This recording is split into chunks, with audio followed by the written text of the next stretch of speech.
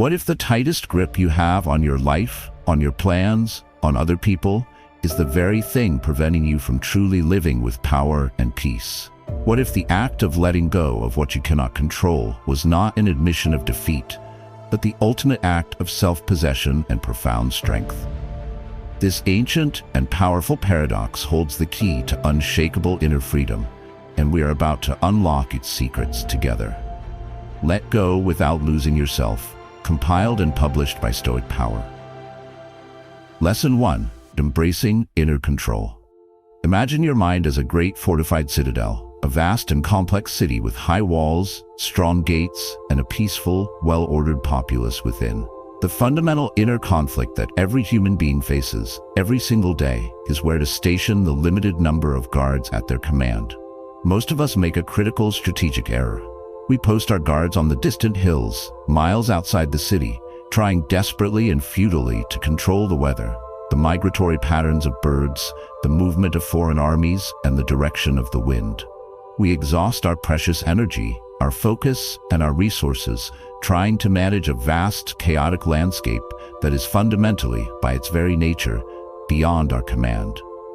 The painful and tragic problem with this flawed strategy is that it leaves the citadel itself, our own mind, our faculty of choice, our inner peace, completely undefended and vulnerable.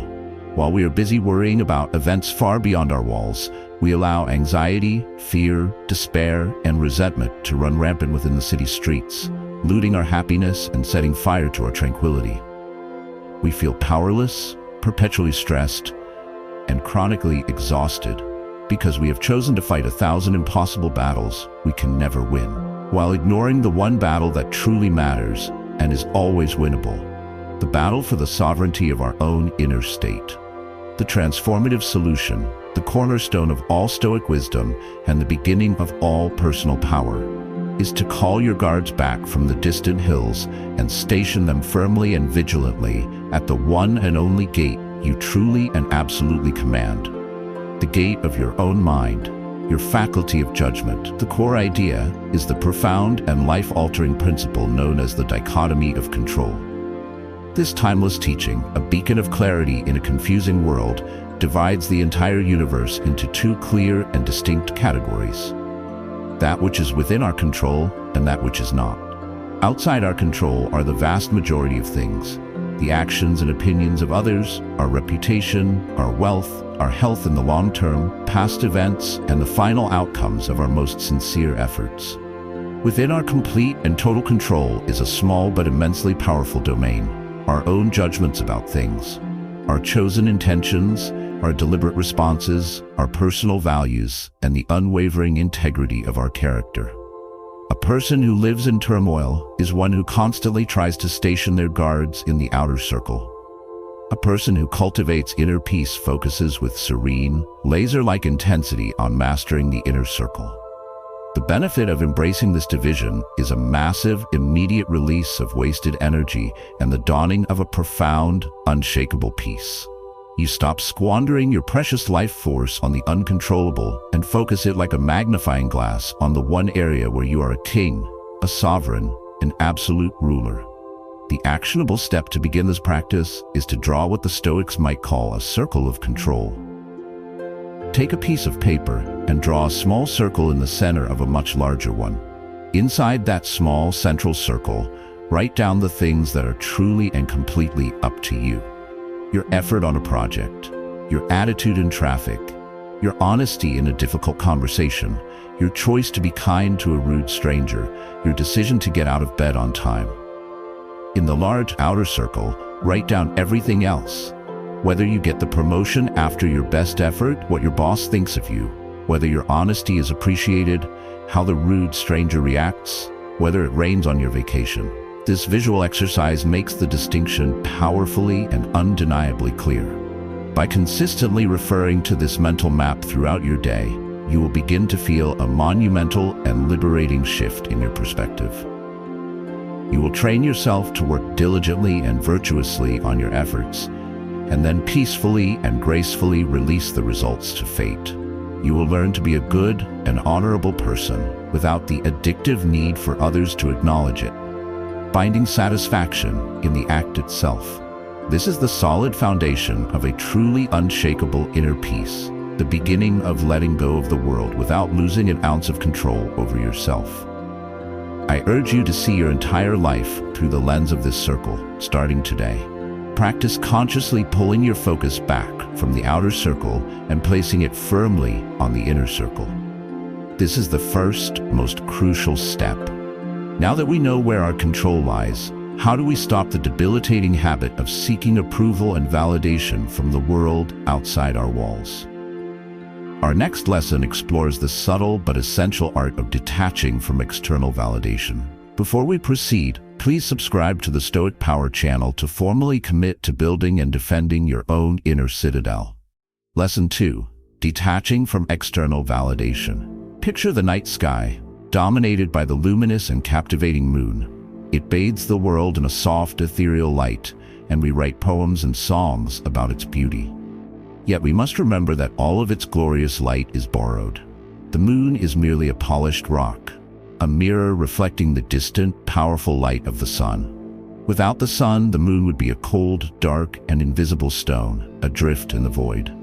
The sun, however, is a different order of being. It generates its own light, its own heat, its own immense power from the furious fusion reactor at its very core.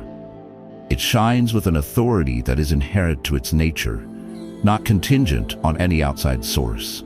The deep and painful inner conflict for so many of us is that we are taught from birth to live like the moon. We are conditioned to derive our light, our sense of worth, our value, our very identity from external reflective sources. The painful problem that arises from this is that when our self-esteem is merely a reflection of other people's praise, of social media likes, of a partner's affection, or a boss's approval, we are living in a state of profound and terrifying dependency.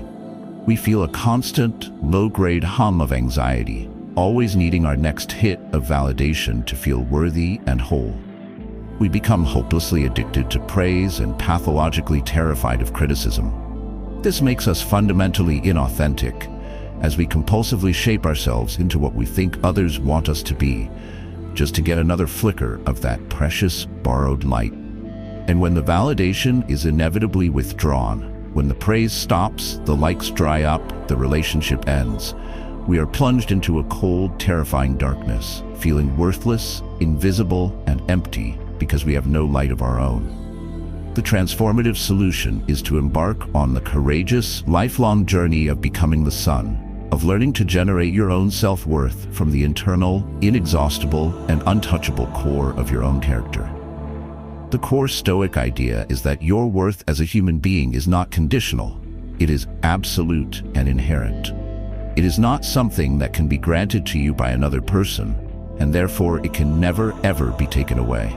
Your true value resides not in your accomplishments or in your reputation, but in your capacity for virtue, your ability to be honest when it's hard, to be courageous when you're afraid, to be disciplined when you're tempted, and to be kind when you're provoked. These qualities are the fuel for the fusion reactor at your core. The benefit of this profound internal shift is that you build a stable, resilient, and authentic sense of self.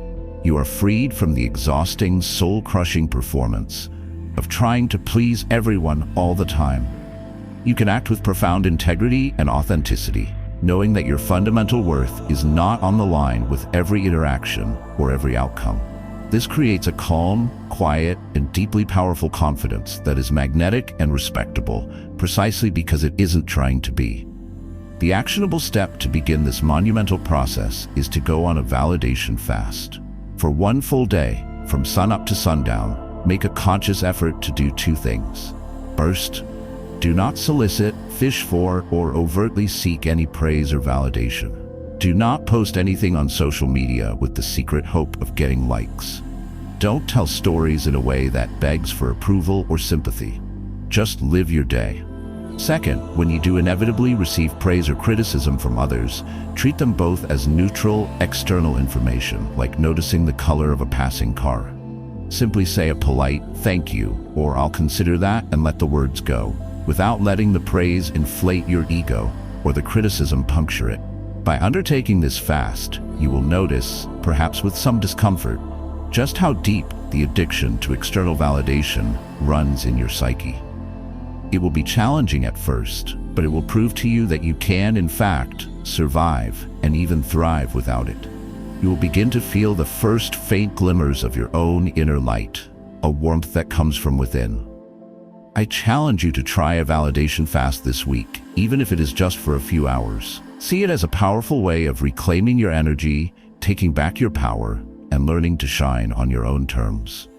As you detach from the unreliable opinions of others, you become more keenly aware of the one thing that truly defines you and is always in your control. Our next lesson is on understanding the immense and often overlooked power of your own choice. If this idea resonates with you, please like this video to help it reach others who are tired of living in a world of borrowed light. Lesson 3. Understanding the power of choice. Imagine you are a grandmaster of chess. You sit down at the board, fully and completely aware that you have absolutely no control over your opponent's moves. You cannot force them to play a certain way. You cannot prevent them from making a brilliant, unexpected move that puts you in a seemingly impossible position. The inner conflict we face is that many of us play the great game of life like frustrated, complaining amateurs.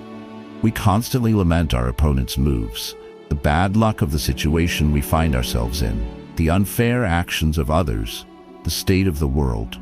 We effectively forfeit our own turn by focusing all our mental energy on things we cannot change.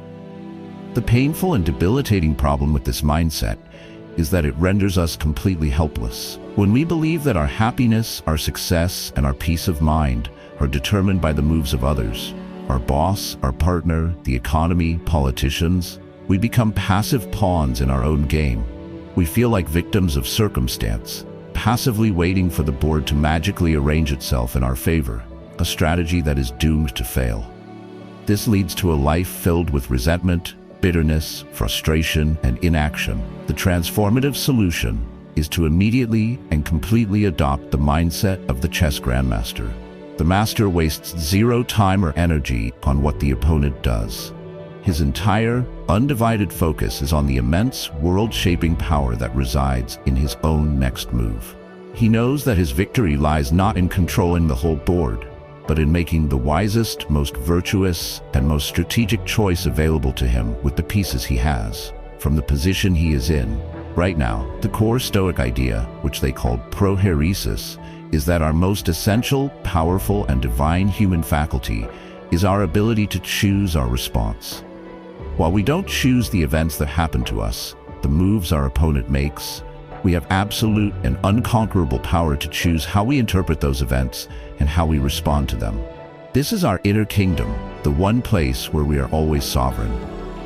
It is the profound understanding that between any external stimulus and our internal response, there is a space. In that space lies our power, our freedom, and all our potential for growth. The benefit of truly grasping this concept is that it completely annihilates the victim mentality. No matter how difficult the situation, no matter how dire the circumstances, you always have a move to make. Even if the only move is to choose to endure with dignity and courage, that is still a powerful, world-altering choice. This sense of agency is the ultimate antidote to despair and the solid foundation of a proactive, powerful, and self-determined life. The actionable step to cultivate this power is to perform a choice point analysis. When you are facing a difficult situation or feeling stuck and helpless, take out a journal. At the top of the page, write down the objective situation in neutral terms. Then, underneath, brainstorm and list at least 5 different choices of response available to you. Include both productive and unproductive responses to see the full spectrum. For example, situation: I received harsh, unfair criticism on a project.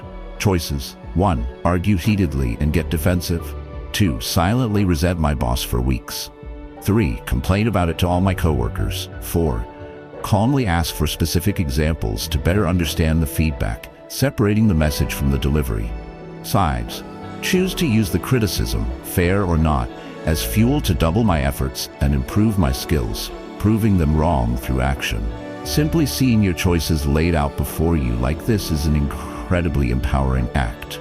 It shatters the illusion of helplessness and proves to you that you are always the one making the next move. You will begin to approach problems not with dread and anxiety, but with the calm, sharp focus of a strategist looking for the best possible move.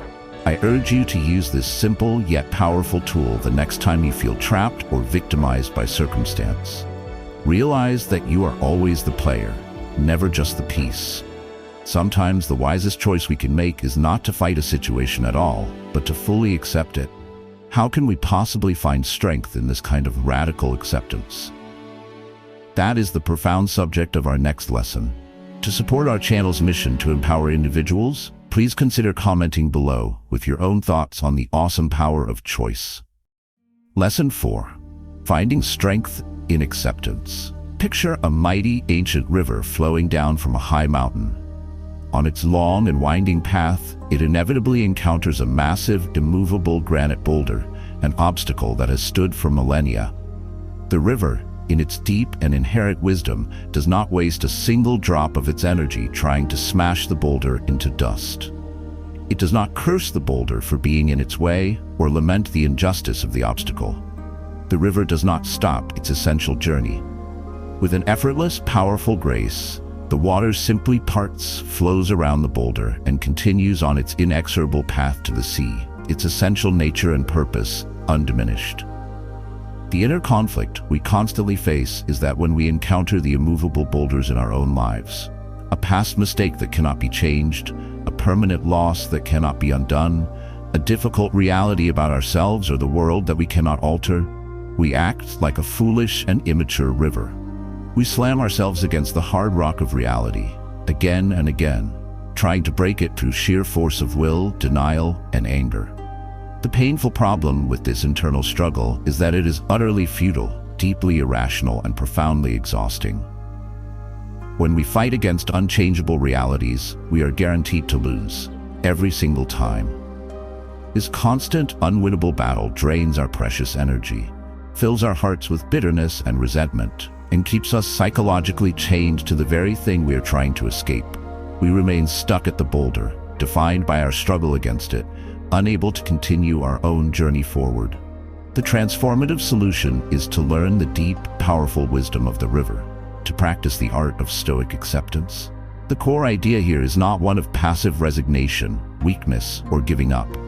Stoic acceptance is an act of supreme strength, courage, and realism.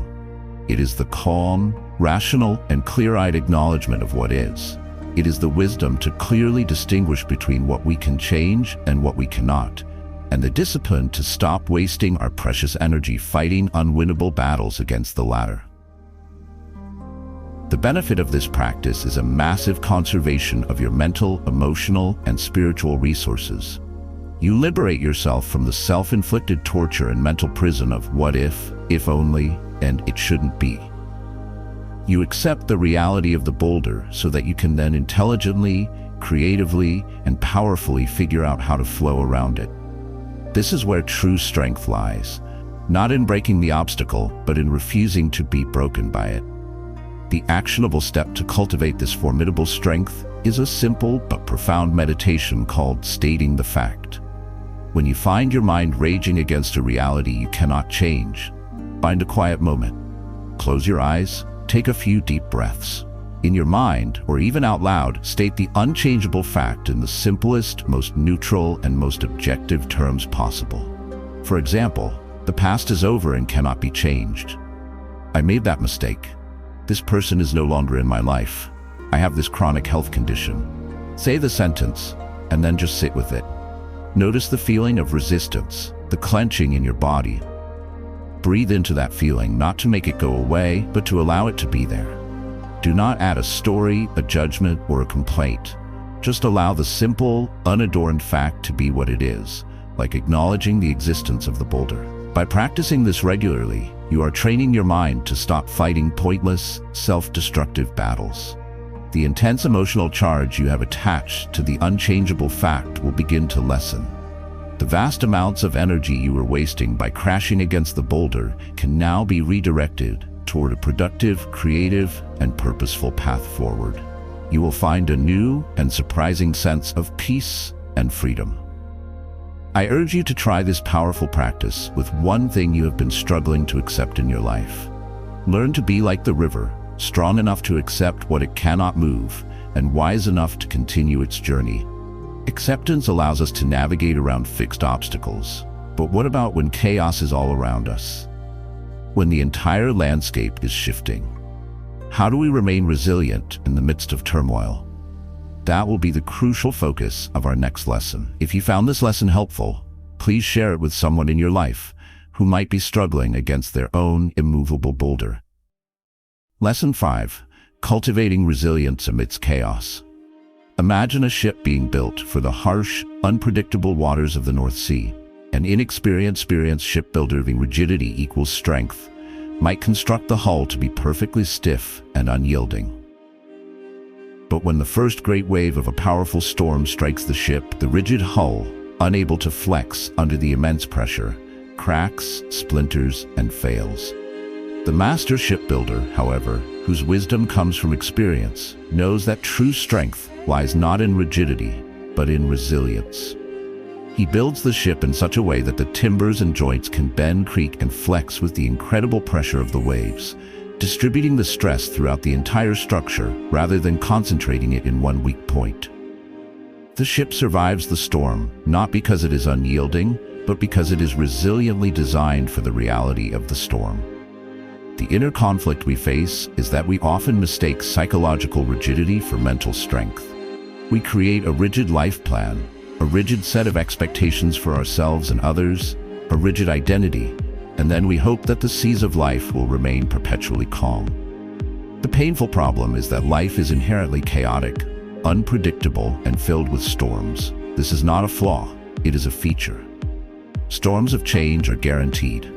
When the inevitable chaos of a layoff, a health crisis, a betrayal, or a global event strikes, our rigid psychological structure shatters. We are overwhelmed by stress, fear, and anxiety because our entire worldview was based on the false and fragile premise of a predictable, controllable world. We lack the mental flexibility to adapt, leaving us feeling broken, helpless, and lost at sea. The transformative solution is to stop building a rigid vessel designed for a calm harbor and start building a resilient one, using the Stoic practice of preparing for chaos long before it arrives. The core idea, which the Stoics called premeditatio malorum, or the premeditation of evils, is the understanding that the greatest psychological harm comes not from adversity itself, but from being surprised and shocked by it. By calmly, rationally, and privately contemplating potential future difficulties, not to dwell on them morbidly, but to prepare for them strategically, we strip them of their power to shock and overwhelm us. We are, in effect, stress testing our ship in the calm waters of our own mind so that we are better prepared for the violence of the real storm. The benefit is a profound increase in mental toughness and a corresponding decrease in daily, free-floating anxiety. When you have already considered a worst-case scenario and have a rough plan for how you would respond with virtue and courage, you move through the world with a quiet confidence. You become less fearful of the future because, in a way, you have already faced it in your imagination and know that you can handle it. The actionable step is to conduct a weekly chaos drill. Once a week, set aside 10 minutes of quiet time. Choose one area of your life, your career, your finances, your health, a key relationship, and ask, what is a plausible difficulty that could arise here? For example, in your career, I could be unexpectedly laid off. Then instead of allowing yourself to panic, calmly and methodically think through it. What would be the first 3 things you would do? Who are the first 5 people you would call for support or advice? What skills do you have that you could rely on? Mentally rehearse your calm, rational, and virtuous response to this imagined chaos. See yourself acting with courage and resourcefulness. By practicing this drill regularly, you are building the essential mental and emotional flexibility to handle real-world adversity. You are teaching your mind that no matter what wave hits, you have the capacity to bend without breaking. The gnawing fear of the unknown begins to transform into a quiet confidence in your own resourcefulness and character. I encourage you to run your first chaos drill this week on a small, nagging anxiety that has been bothering you. Build the ship that is designed for the storm, not just for the harbor. Resilience allows us to weather the storm, but how do we master the difficult feelings that arise within us during that storm? The next lesson is dedicated to the fine and crucial art of emotional mastery. Please subscribe to Stoic Power to continue building your resilient character with us. Lesson 6. The Art of Emotional Mastery. Picture a master musician playing a beautiful and notoriously difficult instrument, like a cello or a violin. The musician produces a vast and complex range of sounds, from deep, melancholic notes that can bring tears to your eyes to soaring, joyful melodies that make your heart leap. The emotions the music evokes in the listener are powerful, real, and undeniable. But the musician, the master, is never controlled by them. He is the one in charge, using the instrument with immense skill, precision, and feeling to create the exact effect he desires. He is not the cello. He is the cellist. The inner conflict for many of us is that we live our lives as the cello, not the cellist. Our emotions, our anger, our sadness, our joy, our jealousy, our fear seem to play us as if we were a mere instrument. A wave of anger arises and we are compelled to lash out with sharp words. A feeling of sadness descends and we are compelled to withdraw from the world. A surge of anxiety appears and we are compelled to avoid a necessary challenge. The painful problem is that this makes us feel like a chaotic and unpredictable instrument, producing a discordant and often unpleasant tune. We are at the mercy of our own inner music, unable to control the melody or the tempo. This profound lack of emotional mastery prevents us from acting with wisdom, consistency, and purpose. We damage our most important relationships when we are plagued by anger, and we miss our greatest opportunities when we are plagued by fear. We feel a deep and painful sense of being out of control of our own inner world. The transformative solution is to pick up the bow, to stop being the instrument, and to learn to become the musician, using the Stoic art of treating our emotions as valuable information, not as direct, undeniable commands. The core idea is that our emotions are simply data. They are internal signals, like indicator lights on a dashboard, that provide us with information about our environment and, more importantly, about our own judgments. Anger might be a signal that a personal boundary has been crossed or that we perceive an injustice. Sadness might be a signal that we have lost something or someone we value. Fear is a signal of a perceived danger to our physical or psychological well-being. The Stoic does not ignore or violently suppress these signals, just as a pilot would not smash a warning light on his console. Instead, he acknowledges the signal. That is the anger light. He analyzes the data calmly. Why has this light come on? What judgment am I making that is causing this?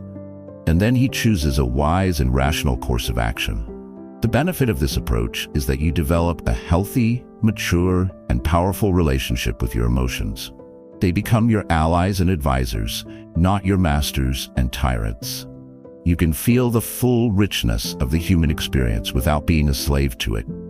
This creates a state of calm, centered authority over your own being, which is the very essence of maturity. The actionable step is to practice what we can call emotional labeling. When you feel a strong emotion begin to arise, instead of falling into the trap of saying, "I am angry," practice saying to yourself, "I am experiencing the feeling of anger." This simple, almost imperceptible change in language creates a profound mental shift. It creates a crucial space between you, the calm observer, the musician, and the emotion, the data, the note being played. It stops you from over-identifying with the feeling and becoming consumed by it.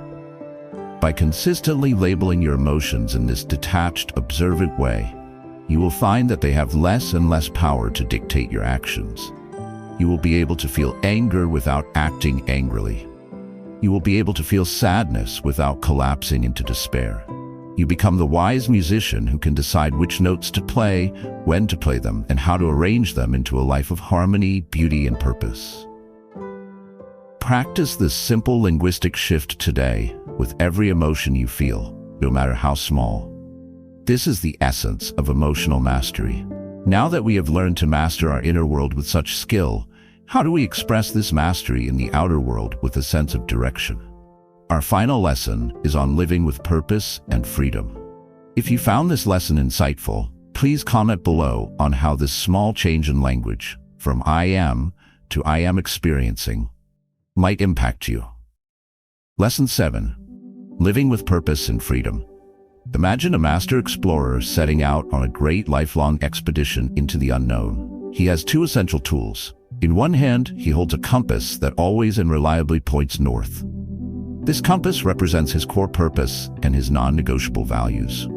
In his other hand, he holds a map of the territory, but he holds it loosely with an open palm. He knows that the map is just a representation, a theory, and that the real territory will be different. He knows that rivers may have shifted, mountains may be where valleys were expected, and unforeseen obstacles will certainly arise. The inner conflict that marks the final stage of our journey toward wisdom is confusing freedom with aimlessness. In learning to let go of outcomes, to accept what we cannot change, and to detach from what we don't control, we might mistakenly believe that we should also let go of our purpose, our ambitions, and our goals. The painful problem is that a life without a guiding purpose, without a true north, is not freedom. It is simply being lost and adrift. A man without a purpose is like a ship without a rudder, easily swayed by the shifting currents of social pressure and the fleeting winds of his own desires. He has let go of the tiller of his own ship and calls it freedom. This is not freedom, it is a void. The transformative solution is the final, beautiful synthesis of all Stoic wisdom, to hold on tightly and fiercely to your inner purpose while letting go loosely and gracefully of everything else. It is to be the explorer who is fiercely committed to his direction, his compass, but completely flexible and adaptable about his path, his map. The core idea is that true freedom is not the absence of commitment, but rather the wise and deliberate commitment to the right thing, the cultivation of your own character through a life of purpose. You let go of the addictive need for a specific outcome, a particular job title, a specific relationship, a certain amount of wealth, and instead you attach your happiness and your sense of success to the quality of your own actions on the journey toward your goals. The benefit of this is the ultimate prize of all our work, a life of both profound freedom and deep, unshakable meaning. You are free from the crushing anxiety of needing things to turn out a certain specific way, because your win is to act with virtue, courage, and integrity in this very moment, a victory which is always available to you. You are free to adapt, to pivot, to learn, and to find a way forward no matter what obstacles arise, because you are guided by your internal unbreakable compass, not by a fragile external map. The actionable step is to create and use a purpose filter for your decisions. First, have your core purpose and values clearly defined, as we have discussed in previous lessons. Then, before making any significant decision or taking on a new commitment, pause and ask yourself one simple clarifying question. Does this action align with my core purpose and my highest values? If the answer is a clear yes, then proceed with full commitment and excellence in the action, while remaining completely unattached to the specific result. If the answer is no, then you have the clarity and strength to walk away without regret. By using this filter consistently, you ensure that your life's precious and finite energy is always being directed toward your true north. You will be able to let go of failed projects, changed plans, relationships that end, and unexpected losses without losing your fundamental sense of self, because your identity is anchored in your purpose and your character, not in the fleeting outcomes of your life. This is the ultimate art of letting go without losing yourself. I urge you to use this purpose filter on one important decision you are facing this week. Let your purpose be your anchor and your guide as you navigate the beautiful, unpredictable, and exciting seas of life. We have journeyed through 7 profound lessons, from embracing the citadel of our inner control to the ultimate freedom of living a life guided by an internal compass. The path of the Stoic teaches us that letting go is not about losing anything of value. It is about releasing our desperate grip on what we never truly controlled, so that we can hold on tightly to what truly matters: our own character, our own choices, and our own inner peace. Thank you for your time and for investing in your own freedom and peace of mind. If this video has served you on your path, please like this video, comment with your greatest takeaway from our journey today, and subscribe to the Stoic Power channel for more wisdom on living a strong, resilient, and purposeful life.